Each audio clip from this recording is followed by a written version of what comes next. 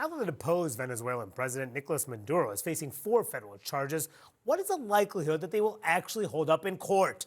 Maduro, who has been charged with narco-terrorism conspiracy, conspiring to import cocaine, and possessing and conspiring to possess machine guns and destructive devices, is expected in court as soon as tomorrow. Let's bring in CNN senior legal analyst Elie Honig, a former prosecutor in the Southern District of New York. Elie, thanks for being here this morning. So is it legal? Was this legal? That's the question that so many people have right now about the way that this was carried out, the way that they arrested Maduro and his wife, brought him to the United States. Was this a legal operation?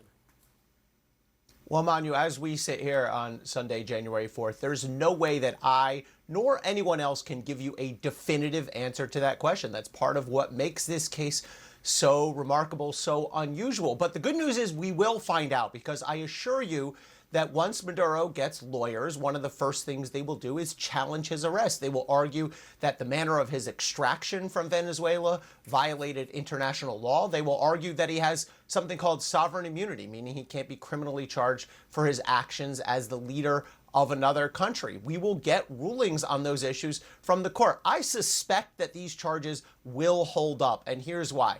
There is a longstanding, first of all, opinion out of the Justice Department. It dates back to 1989. It actually was authored by Bill Barr, who would go on to become the Attorney General twice. But that opinion basically says, even if an arrest violates some of the principles or tenets of international law, it doesn't mean that the case gets dismissed. It doesn't mean the case cannot be tried in the United States. And looking at this purely from a practical point of view, Manu, and I know this judge who has the case, Judge Hellerstein, I appeared in front of him many different times. I just don't see a federal United States District Court judge saying, this arrest was improper, case dismissed, Nicolas Maduro, you are allowed to go free. Just looking at it from a purely practical standpoint. Senator Mike Lee said the action likely falls within the president's inherent authority under Article 2 of the Constitution to protect U.S.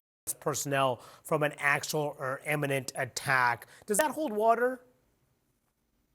Well, so that's precisely what underpins that 1989 DOJ memo that I talked about, that basically says this is not an area for the courts to intervene in. The decision about how to handle foreign affairs, diplomacy, military actions sits with the executive branch, sits with the Article 2 president, and it's really not something for the judiciary to interfere with. I do think that will fundamentally drive the decision in this case. So the vice president, J.D. Vance, pushed back against those calling it illegal, saying he had multiple indictments. Maduro had multiple indictments. And Vance went on to say, quote, you don't get to avoid justice for drug trafficking in the United States because you live in a palace in Caracas. Are there broader implications, Elie, for that argument if the courts allow this to go forward?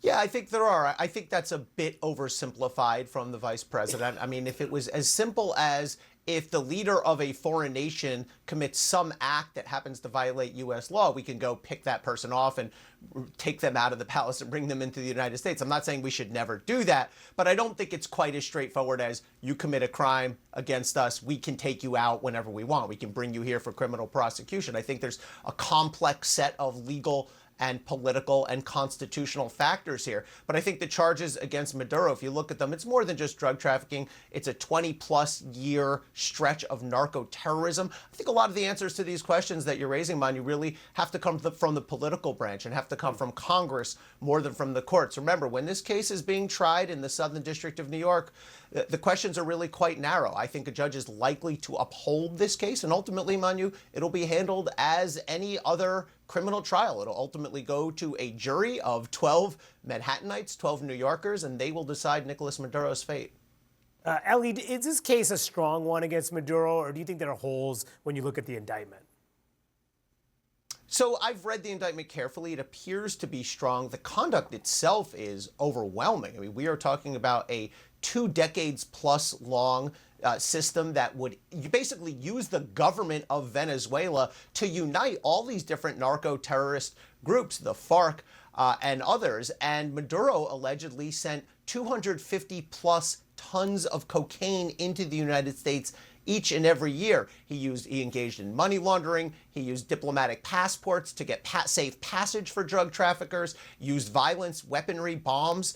The question really in any case like this, Manu, where you have a hierarchical organization is, can you get that evidence on the top guy? Because typically the top guy, whether it's the president of a country or the leader of a terrorist group, they're insulated. They have other people do their dirty work for them. They limit who they talk to and what they say. So that's going to be the challenge for prosecutors here. And very quickly, how long do you think this will take to play out, and how much prison time could Maduro be facing? So he's looking at a minimum of 30 years in prison, a max of life if he's convicted. Typically, a case like this, Manu, in federal court could take anywhere from a year to 2 years to reach trial. We're going to have some complicated pretrial motions, as you and I discussed. So I think a trial is likely maybe at the earliest late 2026, more likely sometime in 2027. Oh, boy. Yeah, I guess we'll be talking about this for a while. Ellie Hoeing, thanks so much absolutely. Thanks for being with us this morning. Really appreciate it. My panel is back with me. David, there's also some issues involving United Nations as well. Right. There's an international law element to this. I mean, I think Ellie's analysis here is just right. I'd be shocked if the judge paid attention to how it is that that Maduro ended up in this courtroom, right? But the United States has signed as a treaty the UN Charter. The UN Charter says you cannot use force on a sovereign territory of another country without its consent. Well, clearly that wasn't here. Without the authorization of the UN Security Council. Well, they didn't even get authorization from Congress, right? Or because of a self-defense argument. And that's the argument that the administration's going to make, that the combination of drugs and other elements of this made this an operation for self-defense. The big question, Manu, is if you're a foreign leader, maybe you're Vladimir Putin, maybe you're Xi Jinping, and you look at this and you say, well, this one isn't bad, right? I mean, the Russians in the early days of the Ukraine war tried to grab Zelensky. I'm sure that the Chinese have thought about what they could do with the leader of Taiwan, right? So you're creating a precedent here you may not want to live with. Yeah, it's such a good point. And I just want to take a step back about what it says about Trump's foreign policy doctrine. We mentioned the Donroe. Trump called it the Donroe Doctrine, referring to, of course, the Monroe Doctrine, the U.S. foreign policy from the 1820s. This is just what Trump has done. He's authorized the actions this year in 2025. Strikes against Somalia, Iraq, Yemen, Iran, Venezuela, Syria, Nigeria. I mean, that's a fair amount from a president who suggested he be a peace president. You know, they'll say peace through strength, but what do you think this says about Trump's foreign policy? Well, it's not isolationism. It's not America first, I think, in the way that most people had interpreted it in his first term and were interpreting it as he was campaigning. I think that this president, along with this cabinet, folks like Marco Rubio and Pete Hegseth, have decided that America is going to be involved and be heavily involved and have his hands in a number of different conflicts. And that is going to be a challenge, especially in a midterm year when I was hearing from his officials that he was really going to turn back inwards. And it also, to David's point, sends quite a message globally that the era of people kind of minding their own business is over. Yeah. If the United States is doing this, who else might it embolden? And what's next? I mean, Greenland, this is what Katie Miller, Stephen Miller's wife, she's a podcaster, she posted this, Greenland, soon, with the American flag on it.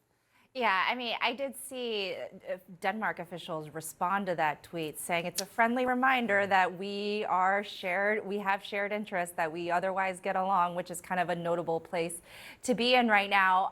But back to Dash's point, I think it's really interesting too how both Secretary Rubio and Vice President Vance tried to kind of, reconcile the whole, peace president with what happened.